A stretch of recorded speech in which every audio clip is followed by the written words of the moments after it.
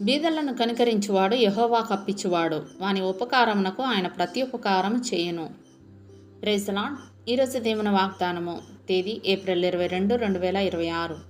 సామెతల గ్రంథం 19వ అధ్యాయం 17వ వచనం. బీదలను కనికరించువాడు యెహోవాకు అప్పించువాడు, వాని ఉపకారమునకు ఆయన ప్రత్యుపకారము చేయును. ఆమేన్. బీదల మీద కనికరం చూపించి వారికి మనం సహాయం చేయాలి కానీ అందరూ మన దాన ధర్మాలు చూడాలని, చూసి మనం గురించి గొప్పగా చెప్పుకోవాలని ఆశిస్తూ ఆ పని చేయకూడదు. మనం ఎవరికైతే సహాయపడుతున్నామో ఆ పేదల మీద అధికారం చలాయించాలన్న ఆశ కూడా మన మనసులో ఉండకూడదు. పూర్తి కనికరంతోనూ జాలితోనూ మనం వారికి సహాయపడాలి. మనం పేదవారికి సహాయం చేసేటప్పుడు వారి నుండి ఏ చిన్న విషయాన్ని కూడా ఆశించకూడదు. చివరికి వారి కృతజ్ఞతలు చెప్పాలని కూడా ఆశించకూడదు. అయితే మనం వారికి ఇచ్చిందంతా దేవునికి ఇచ్చిన అప్పులానే భావించాలి.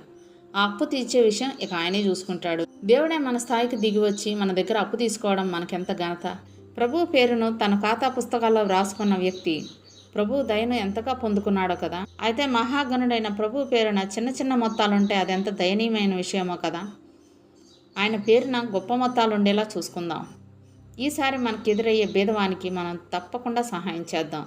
మనం బీదలకు ఇచ్చిన దాన్ని తిరిగి మనకి ఎవరు చెల్లిస్తారని మనం ఆలోచించుకోనక్కర్లేదు. ఎందుకంటే ప్రభు తన చేత్తో రాసి ఇచ్చిన వాగ్దాన పత్రం మన దగ్గర ఉంది కదా. తిరిగి చెల్లిస్తానని ఆయన మనకిచ్చిన మాట వెండి బంగారాల కంటే శ్రేష్టమైనది.